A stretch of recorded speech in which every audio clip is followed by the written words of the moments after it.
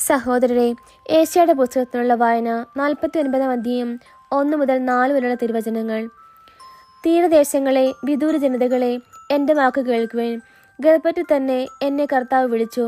അമ്മയുടെ ഉദരത്തിൽ വെച്ച് തന്നെ അവിടുന്ന് എന്നെ നാമകരണം ചെയ്തു. എൻ്റെ നാവിനെ അവിടുന്ന് മൂർച്ചയുള്ള വാള് പോലെയാക്കി. തൻ്റെ കൈയുടെ നിഴലിൽ അവിടുന്ന് എന്നെ മറച്ചു. എന്നെ മിനുക്കിയ അസ്ത്രമാക്കി തൻ്റെ ആവനാഴിൽ അവിടുന്ന് ഒളിച്ചു വെച്ചു. ഇസ്രായേലേ, നീ എൻ്റെ ദാസനാണ്, നിന്നിൽ ഞാൻ മഹത്വം പ്രാപിക്കും എന്ന് അവർ അരുളി ചെയ്തു. ഞാൻ പറഞ്ഞു, ഞാൻ വ്യർത്ഥമായി അധ്വാനിച്ചു, എൻ്റെ ശക്തി വ്യർത്ഥമായും നിഷ്ഫലമായും ചെലവഴിച്ചു. എങ്കിലും എൻ്റെ അവകാശം കർത്താവിലും പ്രതിഫലം ദൈവത്തിലുമാണ്. നമ്മുടെ കർത്താവായ മിശിഹായ്ക്ക് സ്തുതി. സഹോദരരെ, വിശുദ്ധ മത്തായി എഴുതിയ സുവിശേഷം 10 അധ്യായം 24 മുതൽ 33 വരെയുള്ള തിരുവചനങ്ങൾ. ശിഷ്യൻ ഗുരുവിനേക്കാൾ വലിയവനല്ല, ഭൃത്യൻ യജമാനേക്കാൾ വലിയവനല്ല. ശിഷ്യൻ ഗുരുവിനെ പോലെയും ഭൃത്യൻ യജമാനെ പോലെയും ആയാൽ മതി. ഗൃഹനാഥനെ അവർ ബേൽസെബൂൽ എന്ന് വിളിച്ചെങ്കിൽ അവൻ്റെ കുടുംബാംഗങ്ങളെ എന്ത് തന്നെ വിളിക്കുകയില്ല. നിങ്ങൾ അവരെ ഭയപ്പെടേണ്ട.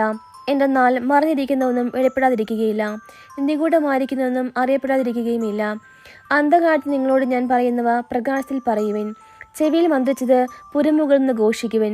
ശരീരത്തെ കൊല്ലുകയും ആത്മാവിനെ കൊല്ലാൻ കഴിവില്ലാതിരിക്കുകയും ചെയ്യുന്നവരെ നിങ്ങൾ ഭയപ്പെടേണ്ട.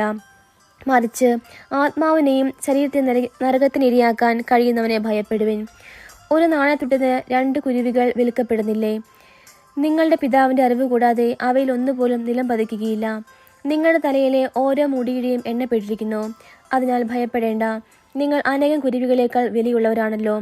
മനുഷ്യരുടെ മുമ്പിൽ എന്നെ ഏറ്റുപറയുന്നവനെ എൻ്റെ സ്വർഗ്ഗസ്ഥനായ പിതാവിൻ്റെ മുമ്പിൽ ഞാനും ഏറ്റുപറയും. മനുഷ്യരുടെ മുമ്പിൽ എന്നെ തള്ളിപ്പറയുന്നവനെ എൻ്റെ സ്വർഗ്ഗസ്ഥനായ പിതാവിൻ്റെ മുമ്പിൽ ഞാനും തള്ളിപ്പറയും. നമ്മുടെ കർത്താവായ മിശിഹായ്ക്ക് സ്തുതി.